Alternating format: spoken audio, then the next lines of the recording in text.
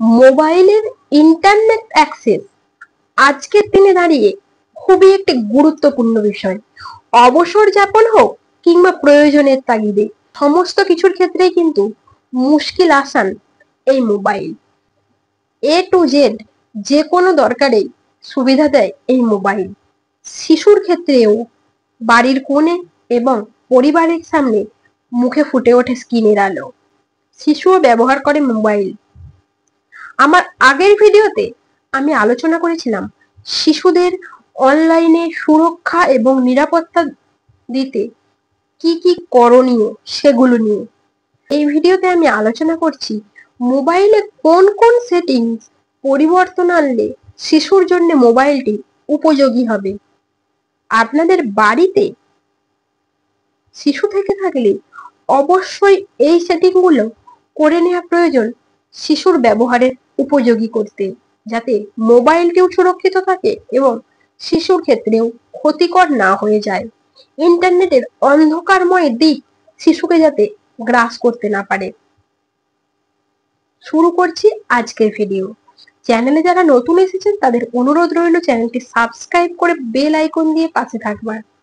Mobile এবং tablet ব্যবহারের জন্য পেরেন্টস কন্ট্রোল সেটিং করে নেওয়া, সেজন্য গুগল ফ্যামিলি লিংক ডাউনলোড করে নেওয়া এবং তাতে সমস্ত অ্যাক্সেসগুলো সেট করে নেওয়া, যাতে পেরেন্টাল কন্ট্রোল সেট থাকবে।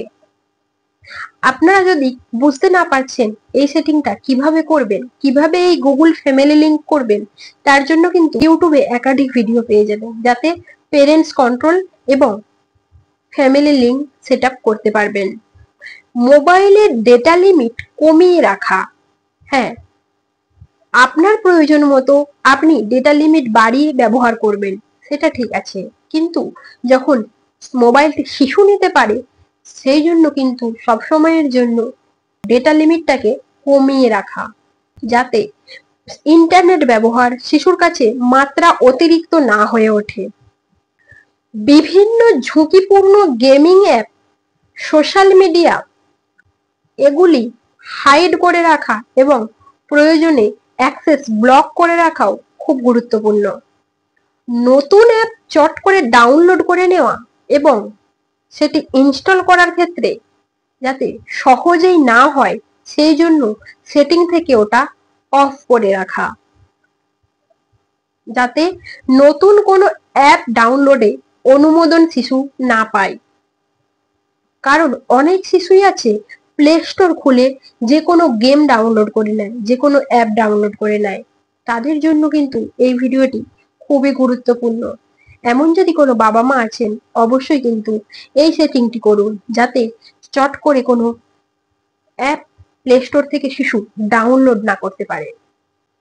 বিভিন্ন ইউপিআই গুলি শিশুকে টিনেজেই না শেখানো, অর্থাৎ খুব তাড়াতাড়ি শিশুকে টিনেজেই না শেখানো, অর্থাৎ বয়ঃসন্ধিকালে শিশুকে এই অ্যাপগুলোর ব্যবহার, অ্যাক্সেস কোনোটাই শেখাবেন না।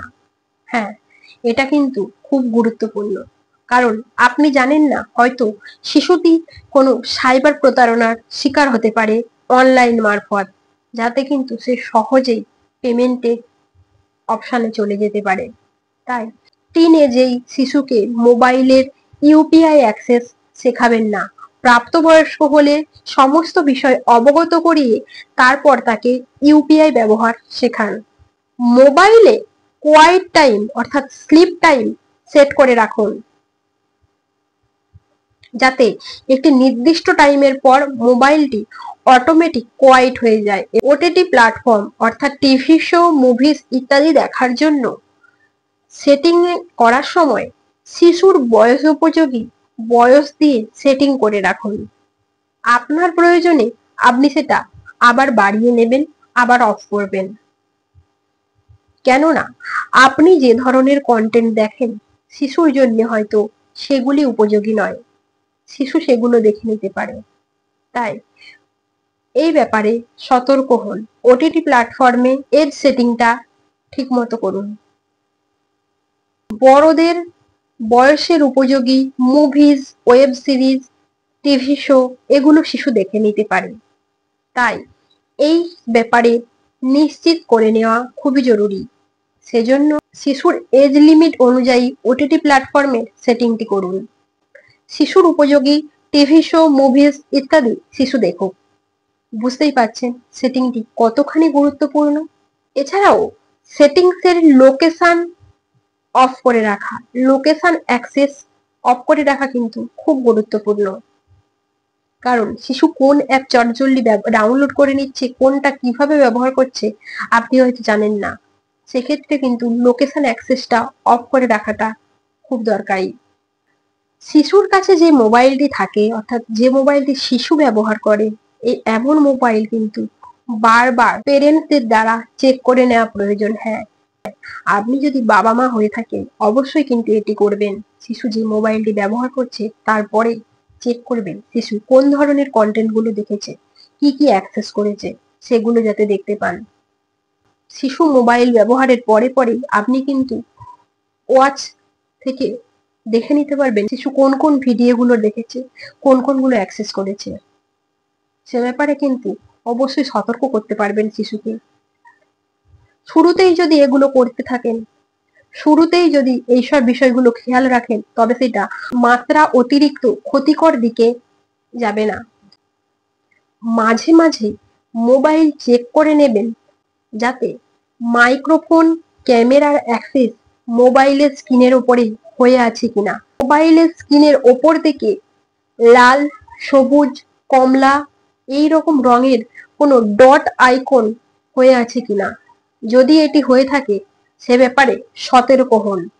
বিন্দু আইকনটি হয়ে থাকার কারণই হলো আপনার মোবাইলের ক্যামেরা, মাইক্রোফোন ইত্যাদি অ্যাক্সেস কারো কাছে রয়েছে।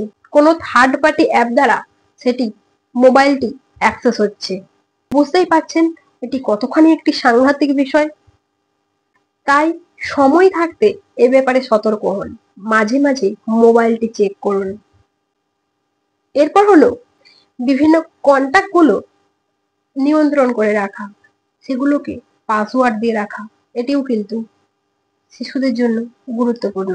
মোবাইলের বিভিন্ন অ্যাপগুলোতে 2 স্টেপ ভেরিফিকেশন অন করে নেওয়া, যেটি বড়দের জন্য তো দরকারি, শিশুরা যাতে ক্ষতিকর দিকে না চলে যেতে পারে, কোনো খারাপ কিছু না হয়ে যেতে পারে, তার জন্য কিন্তু 2 স্টেপ ভেরিফিকেশন সেটিংটা গুরুত্বপূর্ণ।